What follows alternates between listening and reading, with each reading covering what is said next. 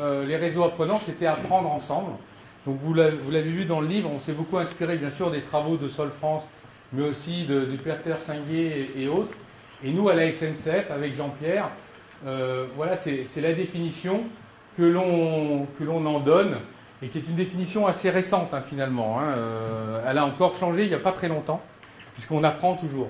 Et chaque mot est important, et on va y revenir. Donc apprendre ensemble, on voit bien dans la salle, il y a des cadres dirigeants, il y a des stagiaires, il y a des cadres, il y a des cadres supérieurs, il y a des agents, il y a des gens d'entreprise externes, voilà. Et donc on a tous le souhait d'apprendre ensemble, et donc apprendre de notre chef, mais que notre chef apprenne de nous, que nous on apprenne de nos pairs, etc. Mais apprendre, c'est Philippe Carré qui disait on apprend seul mais jamais sans les autres. Apprendre ensemble, mais apprendre ensemble dans l'action. C'est quand on décide d'expérimenter, de faire des choses par nous-mêmes.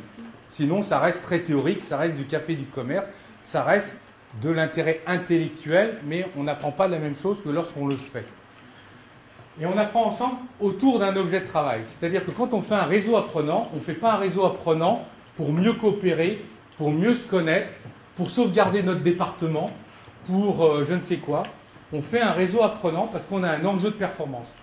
On a des TGV à faire partir à l'heure, on a du chiffre d'affaires à développer, on a des indices de satisfaction client à gagner. C'est qu'on ne peut être acteur dans ces réseaux apprenants que dans son cercle d'influence. En tout cas, on canalise vers les cercles d'influence. Ça, c'est extrêmement important. Ça évite de faire de la surpromesse. La définition d'un changement, c'est de passer d'un état stable à un autre état stable. Mais on n'est pas dans cette dimension dans les réseaux apprenants. On est sur la transformation. Et la définition de la transformation, c'est quoi? C'est de passer d'un état stable à un état instable, inconnu. Tiens, demain, Bruxelles peut décider quelque chose. Google peut devenir notre premier concurrent. Tiens, on nous demande d'être copains avec RFF alors qu'on se tirait à bourre depuis 15 ans. Bon. Et donc, comment on va aller vers ça? Et puis demain, notre chef, il va peut-être décider autre chose. Donc la cible, elle va bouger. Donc quand on est dans cette transformation, c'est Michel Bon de France Télécom qui le disait, mettez-moi mes 200 000 collaborateurs debout.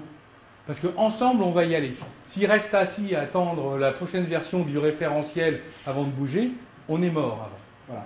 Et donc, dans les réseaux apprenants, ce que l'on propose, c'est ça, c'est aux collaborateurs qui le veulent, de co-construire ce changement. Et donc, du coup, en co-construisant ce changement, ils commencent à produire la solution. Et la production de cette solution devient aussi importante que la solution elle-même. Voilà. C'est vraiment le principe des démarches apprenantes.